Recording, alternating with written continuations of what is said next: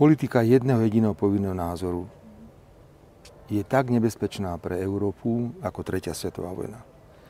Toto keď si veľkí chlapci neuvedomia, tak ideme do obrovských konfliktov. Pretože suverénne postoje Slovenska nevychádzajú z našej ješitnosti alebo úzkoprsosti. Suverénne postoje vychádzajú z toho, že máme vlastné národno-štátne záujmy. Pani redaktorka, mám sa cítiť byť vinný, ak hovorím, že je obrovská chyba zastaviť dovoz jadrového paliva z Ruskej federácie? To je tá vina? Ale mám sa teda cítiť byť vinný, keď som povedal, že bola obrovská chyba, ak prezident Zelenský zastavil tranzit plynu cez územie? Mám sa cítiť byť vinný a môžem pokračovať v mnohých vyjadreniach? Nemýlme si tieto veci. Suverénne postoje Slovenskej republiky vychádzajú z potreby chrániť naše vlastné záujmy. My sme pritom ale aj suverennými a solidárnymi hráčmi.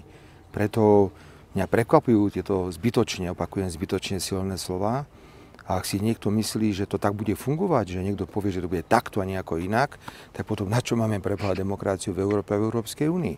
A ja budem toto trpezlivo vysvetľovať aj občanom Slovenskej republiky, že tadiaľ to teda cesta naozaj podľa mňa nevedie a mňa do určitej miery šokovali vyjadrenia niektorých politikov. Celkovo ten svet sa zbláznil. To keď pozeráte, tak tomu jednoducho neveríte. Ja som využil príležitosť, pretože sa nachádzam v krajine, kde je prístup aj k ruským televíziám. Samozrejme, sú tu všetky stanice. A keď to porovnáte, čo hovorí jedna strana, čo hovorí druhá strana, to je presne tá istá propaganda. Len jedna je odtiaľ a druhá je stadiaľ.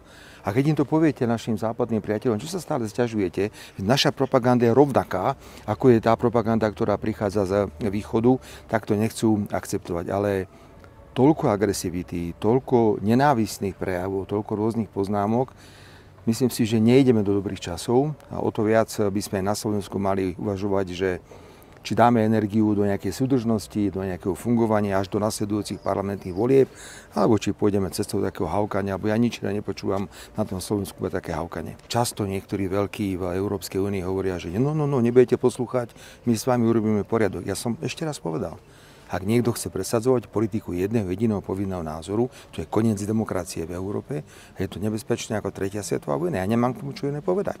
To sa absolútne nepatrí. Ak si niekto myslí, že ja si nedovolím teraz povedať vlastný názor, tak je na veľkom omyle.